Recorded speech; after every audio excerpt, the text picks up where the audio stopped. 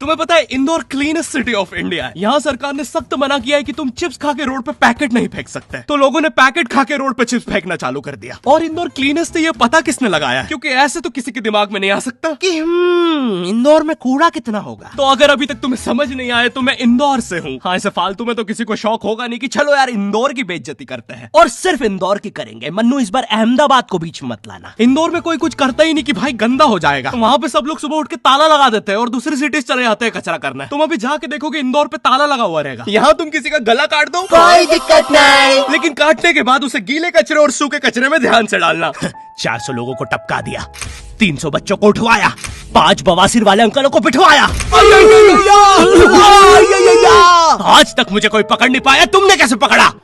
वो आपने ये गीला कचरा सूखे रहने दीजिए, मैं देख लूंगा। तो मैं इंदौर के एक पास वाले गांव खिड़किया में रहता हूँ। खिड़किया इतना छोटा गांव है, वहाँ एक वाईफाई नेटवर्क में पूरा गांव कवर हो जाता है। इनफैक्ट खिड़किया नाम भी उस वाईफाई नेटवर्क का ही था, तो गांव वालों ने सोचा यही रख लेते हैं। तो अभी खुद का चला लॉ हो गया मेरे गांव का नाम। किसी ने वो वाईफाई हैक कर लिया है। इतना छोटा गांव है, तुम नॉर्मली भी चलोगे तो ऐसा लगेगा कि 80 की स्पीड पे जा रहे हो। चीजें इतनी तेज साइड से निकलती है। भाई यहाँ इंसानों के लिए स्पीड ब्रेकर्स लगे, और भगते समय तो हेलमेट पहनना पड़ता है। मेरे गाँव में लौंडे लड़के बोलते अपनी लोकेशन भेज, फिर उन्हें पता चलता है वो ऑलरेडी लोकेशन पर ही है। यहाँ जितने लोग हैं उससे ज्यादा तो दिल्ली में लड़कियों के मेल बेस्ट फ्रेंड्स होते हैं। इतना खाली गांव है, लोग अपनी ही गुंजी हुई आवाज से बात कर रहे होते हैं। भाई मेरा गांव मैन वर्सेस वाइल्ड के एक एपिसोड तक में है। दोस्तों, मुझे नहीं पता मैं ये कहाँ आके फंस चुका हूँ। मुझे तो ये भी नहीं लगता कि मैं यहाँ से जिंदा वापस जा पाऊंगा। यहाँ तो अपना मूत भी चैन से नहीं पीने देते लोग, वो भी आकर छीन लेते हैं। मेरे गाँव में हर जगह बेटी पढ़ाओ बेटी बचाओ लिखा है, जो की बेटियों से लिखवाया उनके स्कूल छुड़वा के। इतने अंगूठा छाप लोग पढ़ लिखने के बाद भी पेन से अंगूठा बनाते हैं। हाँ, पेन से फिंगरप्रिंट बनाने की कोशिश करते हैं। इनके सामने लड़की भी घोड़ी बनेगी तो उसे भी चराने ले जाएंगे। इतने गवार मेट्रो की पटरी पे हक देते हैं। भाई मेरे गांव में जब अंग्रेज थे तब गुलामी भी वही करते थे, क्योंकि तुम ये गांव वालों से कुछ नहीं करवा सकते। यहाँ 3-3 दिन तक बिजली नहीं आती है, लेकिन फिर भी कोई खंबे से चिपक के मर जाता है। यहाँ पे एक 10th क्लास की कोचिंग थी, और भाई ये कोचिंग पूरी प्रॉपर थी। वो तुम्हारे मोहल्ले की ट्यूशन जैसी नहीं, जहाँ वो बालों में टावल बांधकर निक्कर स्लीपर में एक दीदी तुम्हें पढ़ाती थी। वो दीदी के घर पे इतने सारे बच्चे आते थे पढ़ने, दीदी को पता ही नहीं कौन क्या है। दीदी छोड़ो, बच्चों को नहीं पता टीचर कौन है। एक बच्चा पढ़ाई में अच्छा है, सब लोग उसको ही टीचर समझ रहे हैं। वो बच्चे ने अपनी अलग कोचिंग खोल रखी है बीच में, वो नए नए टीचर्स लेके आ रहा है। स्टूडेंट्स, ये है मिस्टर अब्राहम जी, अब से आपको केमिस्ट्री यही पढ़ाएंगे। वो दीदी के घर में दीदी से ज्यादा सक्सेसफुल हो गया है। दीदी अभी भी एक कमरे में है, उसने दूसरे कमरे में बिल्डिंग बना दी है। इतने छोटे छोटे बच्चे कोचिंग जाते हैं आजकल, और वो बेचारे आज और कल ही जा पाते हैं, क्योंकि परसों तो उन्हें कोई ओमनी वैन में पकड़ के ले जाता है। इतना कंपटीशन आ गया है, बच्चे 6वीं 7वीं छोड़ के यूपीएससी प्रिपरेशन कर रहे हैं, और वो फिर भी फेल हो जा रहे हैं। हाँ, क्योंकि यूपीएससी वाले उधर 6वीं 7वीं के क्वेश्चन पूछ रहे हैं। एक क्वेश्चन था यूपीएससी का कि तुम कितनी बार 100 में से 10 माइनस कर सकते हो, और आंसर है एक बार, क्योंकि फिर तुम 90 में से 10 माइनस कर रहे हो। ये एग्जाम से आईपीएस पुलिस ऑफिसर बनते हैं। अब समझ में आ रहा है देश में इतना क्राइम क्यों है। आधा क्राइम तो आईपीएस वाले ही कर रहे हैं एग्जाम वालों को मार के, कि सालों 17-17 घंटे पढ़ा के ये पूछ रहे हो। तो मेरे गांव में जो कोचिंग थी, भाई उसका सर 10th पढ़ा के सन की हो गया था, क्योंकि भाई उसकी जिंदगी 10th की लूप में फंसी हुई है। उसकी 10th खत्म होते ही फिर चालू हो जाती है। बच्चों के मम्मी पापा उन्हें 10th के बाद कंप्यूटर गिफ्ट करते हैं। सर के पास 70 कंप्यूटर हो गए हैं। हाँ, उनके मम्मी पापा आज तक गिफ्ट कर रहे हैं, और वो भी उस जमाने का विंडोज XP। सर बेचारा सारे कंप्यूटर जोड़ के GTA 5 खेलता है।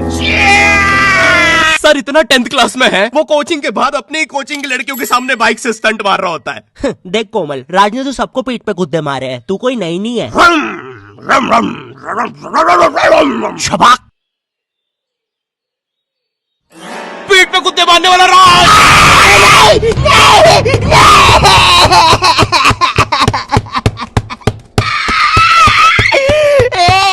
मेरी कोचिंग के बाहर हर साल एक बड़ा सा बैनर लगता था, उस पे जिस बच्चे के 90% बनते हैं उसकी बड़ी सी फोटो लगती है, और जिसके 60% बने हैं वो बड़ी सी फोटो लगा रहा होता था। वो 60% वाले बच्चे की इतनी सी फोटो आती है कोने में, वो भी खिल्ली से कूटी हुई। हाँ, बैनर के बाकी कोनों को ग्लू से चिपकाया है, बस इसकी फोटो पे खूंटा ठोक रखा है। और हर कोचिंग में ना एक पैटर्न जरूर होता है कि आगे वाले बच्चे का तो कंफर्म है, वो तो टॉप करेगा ही करेगा। उसकी तो हाथों की रकीलों तक में 96% बना है। मुझे दिखाया उसने, मैं डर गया, बाद में ट्यूमर निकला वो। भाई तू इलाज करवा ले यार अपना। चलता है तू मुझसे। कोचिंग में पीछे एक बच्चा पिट रहा है, उसकी किताब में सर ने ड्राइंग्स देख लिया। वो ड्राइंग्स उसकी थी भी नहीं, वो जिस सीनियर की बुक थी उसने बना रखी थी। ये इसलिए पिट रहा है क्योंकि इसको आज तक लगता था कि गांधी जी घूंघट में हंसती एक औरत है, और नेहरू जी ये है नेहरू जी। इस बच्चे के हिसाब से हमारी आजादी की लड़ाई कुछ ऐसी दिखती है।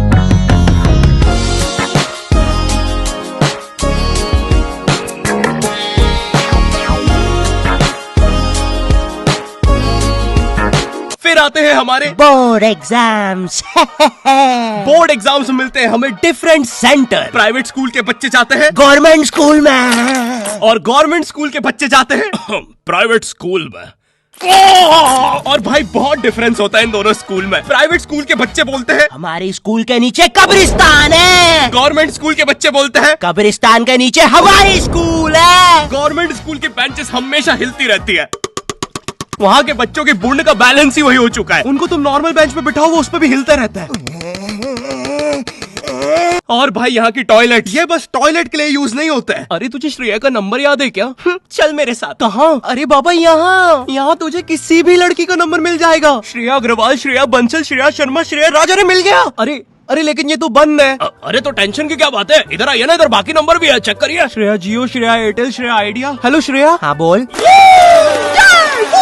और बोर्ड एग्जाम से वो एक सरप्राइज इन्विजिलेटर चेकिंग होती है ना, जिसमें एक टीचर्स का ग्रुप बीच एग्जाम में रैंडमली आके तुम्हारी चेकिंग करने लग जाता है। एकदम से 5 लोग मिलिट्री की तरह अंदर घुसते हैं, पूरी क्लास में स्मोक कर दिया। एक तो अंडर कवर बच्चा बन के ही बैठा था पीछे। मैं यहाँ 15 मिनट से उससे ही क्वेश्चन पूछ रहा हूँ। मेरा ना इनसे बस एक क्वेश्चन है, भाई आराम से भी आ जाओगे तो क्या दिक्कत है? तुम्हें चीटिंग ही पकड़नी है ना, अंदर दाऊद थोड़ी ना बैठा है। इतना सीरियस चेकिंग कर रहे हैं, जेब चेक कर रहे हैं, जूते उतरवा रहे हैं, कुत्ता लाके ड्रग टेस्ट से चालू कर दिया। और गवर्नमेंट स्कूल के बच्चे इतने हरामी, वो लोग भी चीटिंग में नहीं ड्रग टेस्ट में फंस रहे हैं। कुछ भी हुए जा रहा है, पीछे दाऊद मिल गया है उनको। हाँ वो 10th क्लास ओपन से कोई भी करने आ जाता है। करनी होगी दाऊद को 10th, मुझे क्या पता, अनपढ़ गैंगस्टर अच्छा लगेगा क्या? और बोर्ड्स के रिजल्ट के टाइम पे हमेशा एक गरीब बच्चा न्यूज पे छाया रहता है, हाँ जिसने स्ट्रीट लाइट के नीचे पड़ के फिर से टॉप कर दिया है। एक तो साले ये गरीब बच्चों का ना अलग कंपटीशन चल रहा है। ये साले हर साल गरीबी में टॉप करने का नया रिकॉर्ड बनाते जा रहे हैं। इस बच्चे ने स्ट्रीट लाइट के नीचे पड़ के टॉप कर दिया है, इस बच्चे ने तो पत्थर की चिंगारी में पड़ के टॉप कर दिया है, जब बिजली चमकी थी तब जल्दी से पड़ के टॉप कर दिया है, जुगनों की जगमगाती जुगनी में टॉप कर दिया है, गरीब की आंखों में आई उम्मीद की रोशनी में टॉप कर दिया है। अरे भाई जब इतने गरीब हो तो एग्जाम का फॉर्म भरने के पैसे कहाँ से आ रहे हैं? अब इसकी जो जल रही है उसमें भी पढ़ के टॉप कर दिया है। Like and subscribe.